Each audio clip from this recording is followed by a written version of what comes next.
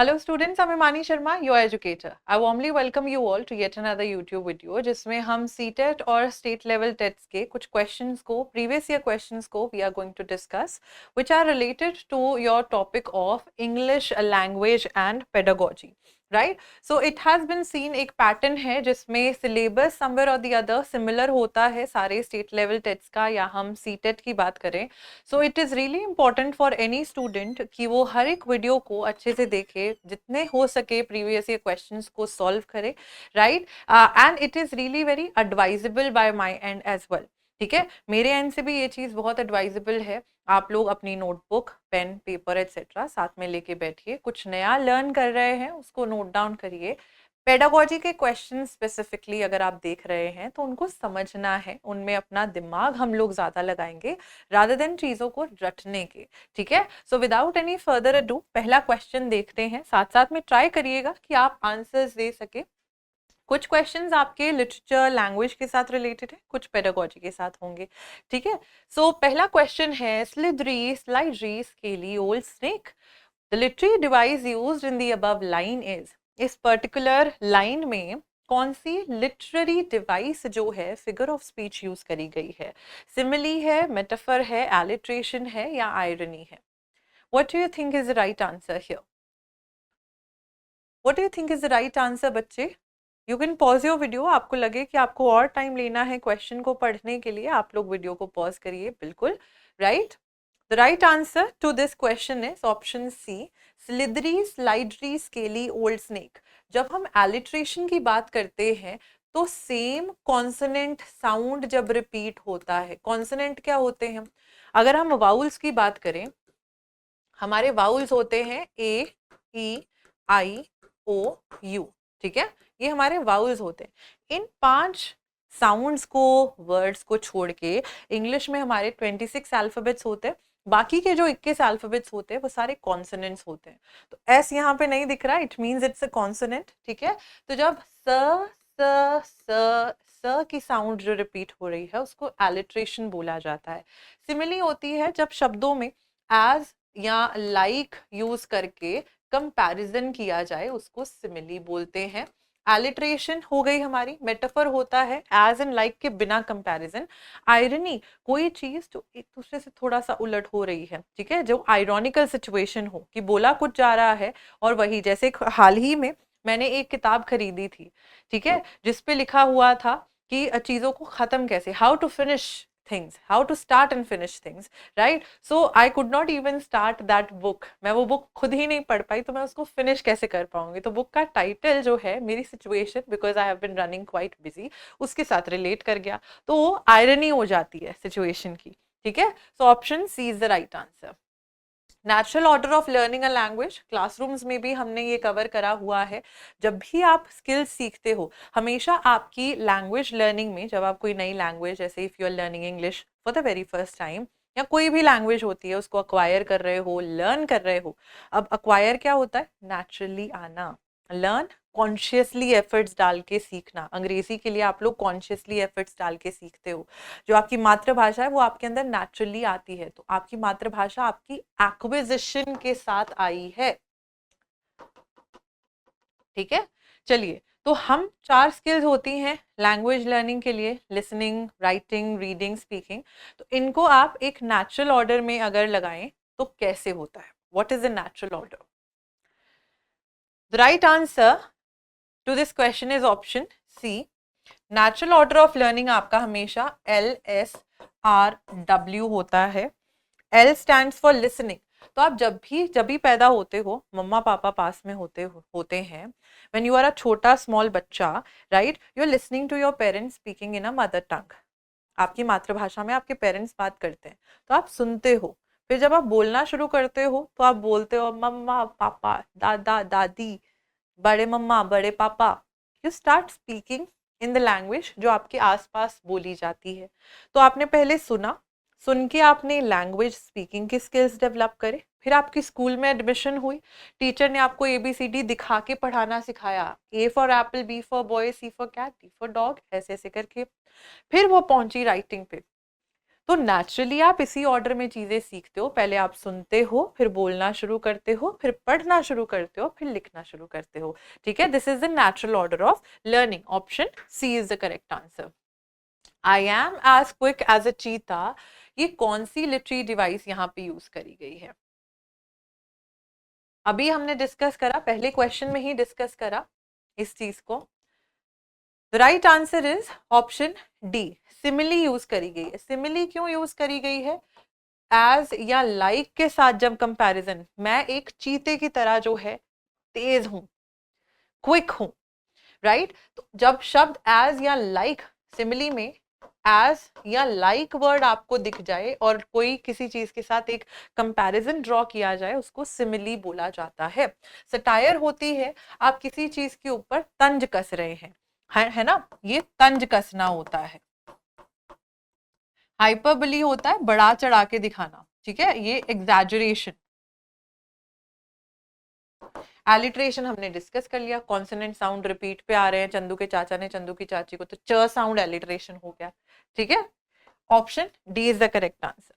Next question, upon a nice mid spring day, let's take a look at nature's way, breathe the scent of nice fresh air, feel the breeze within your hair।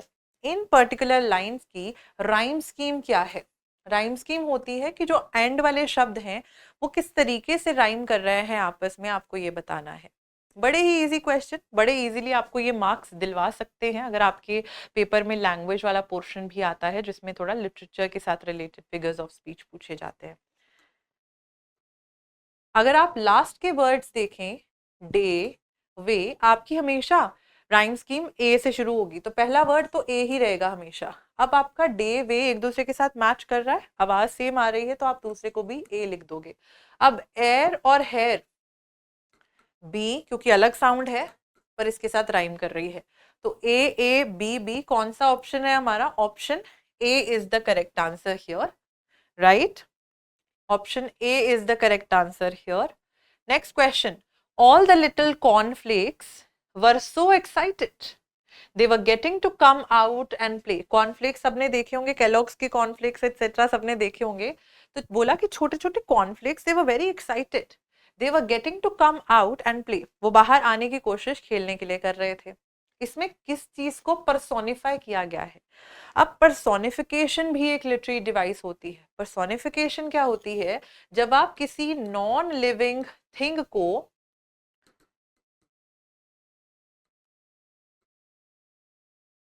Human qualities दे देते हो। तो यहाँ पे cornflakes जो है उनको human qualities दी गई हैं कि वो बाहर आ रहे हैं, वो एक्साइटेड हैं, बाहर आ रहे हैं खेलने के लिए। तो कॉर्नफ्लेक्स कैसे आ सकते हैं भाई खेलने के लिए? तो कॉर्नफ्लेक्स आपके जो हैं वो पर्सोनिफाई करे गए हैं, उनमें जान डाली हुई, किसी बेजान चीज में जान डाल के उसको ह्यूमन की तरह क्वालिटीज वाला दिखाया गया है। ठीक है, ऑप्शन सी। नेक्स्ट क्वेश्चन, एक मोर्नफुल पोम, एक सैड पोम किसी की डेथ के ऊपर जो लिखी जाती है मोस्ट ऑफ द टाइम्स, उसको क्या कहा जाता है? ड्रामा, सोनेट, कॉमेडी या एलिजी? ड्रामा, सोनेट, कॉमेडी या एलिजी? वो पोम जो किसी की डेथ के ऊपर लिखी जाती है उसको क्या कहा जाता है? The right answer to this question is option D. जो पोम किसी की डेथ के ऊपर लिखी जाती है उसको एलिजी बोला जाता है। ठीक है, ड्रामा जो परफॉर्म किया जाता है, सोनेट 14 लाइन की जो पोम होती है उसको सोनेट बोला जाता है, 14 लाइन पोम। ठीक है, जिसका कपलेट होता है एंड में, एंड के कपलेट में पूरा जो पोम में बताया गया होता है उसका सार दे दिया जाता है, सोल्यूशन दे दिया जाता है। कॉमेडी होती है जिसमें हंसी खेल, मैंने आपको बताया हुआ है पुराने वीडियो में भी, राइट? तो वो सारी चीजें, एंड में शादी हो जाना, कॉमेडी कॉमेडी में आ जाता है। तो ऑप्शन डी, किसी की डेथ के ऊपर लिखी गई चीज को एलिजी पोम बोला जाता है। The literary terms used for a poem of 14 lines using any number of formal rhyme schemes is known as, we have just discussed this question। Short story बोला जाता है उसे, सोनेट बोला जाता है, एलिजी बोला जाता है, एल्यूजन बोला जाता है। A poem of 14 lines, 14 line की एक कविता को इंग्लिश में सोनेट बोला जाता है, it is known as a sonnet in the English way, right. कोई भी फॉर्मल राइम स्कीम, जैसे शेक्सपियर ने अपनी राइम स्कीम बनाई थी, उसको शेक्सपियरियन राइम स्कीम बोला जाता था, पेट्रार्क की अपनी थी, ठीक है। तो राइम स्कीम कोई भी हो सकती है, लेकिन 14 लाइन की पोम को सोनेट बोला जाता है, राइट, सोनेट बोला जाता है। Who knows why the cold wind blows, किसको पता कि ठंडी हवा क्यों चल रही है। इसमें कौन सी डिवाइस लगी हुई है, पर्सोनिफाई करा गया है हवा को, बढ़ा चढ़ा के बात करी गई है, एसोनेंस है, या फिर नन ऑफ दीज। एसोनेंस क्या होती है, एसोनेंस होती है वाउल साउंड आना, बीच में शब्दों के अंदर वाउल साउंड आना, जैसे टेल बेल सेल में आ रही है ना साउंड, टेल है ना, बेल तो वो एसोनेंस कहलाती है, बीच में वाउल की साउंड आना। राइट आंसर इज पर्सोनिफिकेशन, हवा को चलने की, ब्लो करने की जो है वो बात करी गई है। Wind, how can it blow, how can it have a quality, human like quality कैसे हो सकती है हवा में, ठीक है। तो हवा को पर्सोनिफाई करा गया, ऑप्शन ए। नए शब्द जब अर्ली स्टेज में कई ऑब्जेक्ट्स या एक्शंस को रेफर करने के लिए शुरू किए जाते हैं, टीचर उनको क्लास में दिखाता है कि ये पेन है, ये बोर्ड है, ये पेंसिल है ना। जब टीचर ऐसे नए शब्दों को, नई चीजों को एक्शन से डिमॉन्स्ट्रेट करके दिखाता है, उस अप्रोच, वो किस किस क्लासरूम की प्रिकॉशन होती है, कौन सी अप्रोच होती है जिसमें ये होता है।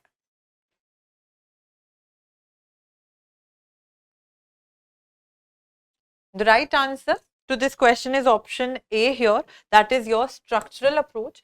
Structural approach जब शुरुआत से कराई जाती है, structural approach का मतलब होता है जब टीचर आपको क्लास में structures के बारे में बताए। तो नर्सरी में ही तो आपको ग्रामर के टेंसेस के रूल्स नहीं सिखाए जाते। नर्सरी में आपको पहले ए फॉर एप्पल दिखाने के लिए ए फॉर एप्पल, या क्लास में टीचर एप्पल दिखाती हैं, ऑब्जेक्ट्स दिखाती हैं, this is a pen, this is a bottle, this is a chair, this is a table, ठीक है। तो स्ट्रक्चर अप्रोच में आपको चीजें, नए शब्द जो है अर्ली स्टेजेस पे जब सिखाए जाते हैं, तो टीचर उनको या तो दिखाती हैं उन ऑब्जेक्ट्स को, या उनको डेमोन्स्ट्रेट करके बताती हैं। तो ये स्ट्रक्चर्स टीचर फॉर्म करने की कोशिश करती हैं, इसको हम स्ट्रक्चरल अप्रोच जो है वो कहते हैं, right. Moving on to the next question, जो आपकी सीसीई है, सीसीई की फुल फॉर्म क्या है, आप लोग सभी कमेंट सेक्शन में लिख के बताएंगे। What is the full form of CCE, जो आपकी यहाँ पे स्पेशली इन पेडागोजी यूज होती है, क्लासरूम में स्ट्रिक्टली, यानी कि बड़े ही स्ट्रिक्ट तरीके से करी जाती है, फॉर्मली करी जाती है, यानी कि बहुत सारे पेन पेपर, बड़ा अरेंजमेंट करना पड़ता है, इनफॉर्मली नॉर्मल तरीके से, या टाइमली, हर एक सीक्वेंस दिया जाता है, बच्चों को बता दिया जाता है इस टाइम पे आपकी सीसीई होगी।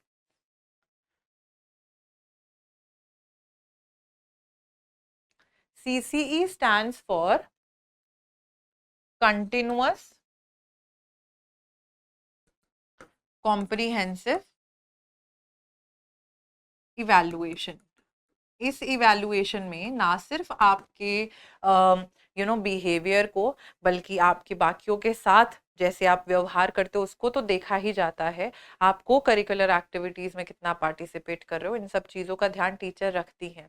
ये जो होती है ये इनफॉर्मली होती है, इसके लिए टीचर को कोई pen paper notebook etcetera arrange नहीं करने पड़ते, वो बच्चों को इनफॉर्मल तरीके से जज करती हैं। शी मेक्स श्योर दैट वो उन चीज़ों के रिकॉर्ड्स को रख रही हैं। और ये थोड़े थोड़े टाइम के बाद पीरियोडिकली टीचर्स जो हैं कॉन्टिन्यूस कॉम्प्रिहेंसिव इवैल्यूएशन इनफॉर्मल तरीके से करती हैं। इसके लिए कोई औपचारिक चीज़ें नहीं चाहिए होती, कोई डिवाइसेस एक्सेट्रा नहीं चाहिए होती, कोई टाइम नहीं चाहिए होता, तो टाइमली नहीं है, स्ट्रिक्टली तो बिल्कुल नहीं कर सकते टीचर, क्योंकि बच्चों के अंदर डर नहीं पैदा करना, ठीक है। तो ये इनफॉर्मली जो है होती है। नेक्स्ट क्वेश्चन, यही कॉन्टिन्यूस कॉम्प्रिहेंसिव इवैल्यूएशन किस तरीके के क्लासरूम्स में सक्सेसफुल नहीं हो सकती, प्राइवेट स्कूल्स में, क्राउडेड क्लासरूम्स में, स्मॉल क्लासरूम्स में, या गवर्नमेंट स्कूल्स में। What do you think is the right answer here, what do you think is the right answer here. The right answer to this question is option B, यानी कि आपके crowded classrooms में ये continuous comprehensive evaluation successful नहीं हो सकती। क्यों नहीं हो सकती? क्योंकि कॉन्टिन्यूस कॉम्प्रिहेंसिव इवैल्यूएशन में टीचर जो क्या करती हैं, टीचर बच्चों के बिहेवियर को, उनके बाकियों के साथ रहन सहन, बातचीत, सब चीज़ों को जो है उन्होंने नोटिस करना होता है। तो अगर क्लासेस भरी रहेंगी खचाखच, if they will be crowded, the teacher will not be able, teacher नहीं हर एक बच्चे के ऊपर उतना ध्यान दे पाएंगी। तो सीसीई क्राउडेड यानी कि भरे हुए क्लासरूम्स में बिल्कुल सक्सेसफुल नहीं हो पाएगी। ठीक है, ये हो गया। Next question we have is, इनमें से कौन सा इंग्लिश पढ़ाने का चैलेंज नहीं है? लैंग्वेज टीचिंग के गोल को जब आप डिटर्मिन कर लोगे तो क्या ये चैलेंज नहीं है? Several methods in language teaching challenge नहीं है, लार्ज क्लास साइज चैलेंज नहीं है, या none of these?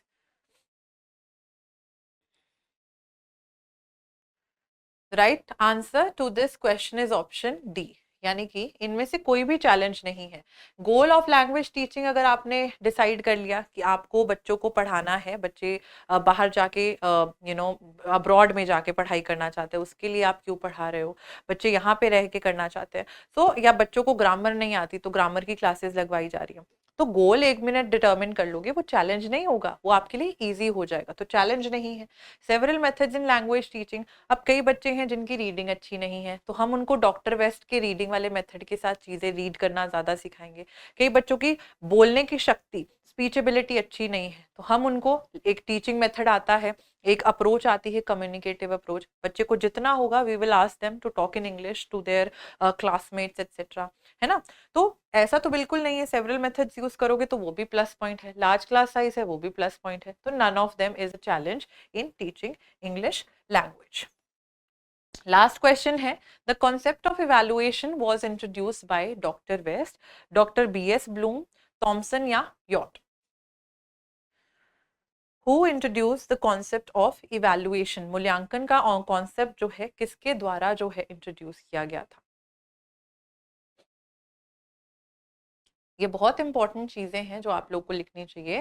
The right answer to this question is option B, doctor B S Bloom के द्वारा जो मूल्यांकन यानी कि इवैल्यूएशन का कॉन्सेप्ट जो है वो इंट्रोड्यूस किया गया था, ताकि बच्चों को जो है एक ऑर्गेनाइज तरीके से टीचर्स इवैल्यूएट कर पाए, उनकी कमियां देख पाए, खामियां देख पाए, where they need to put in the effort to make sure कि बच्चे सही से सीख रहे हैं चीज़ों को।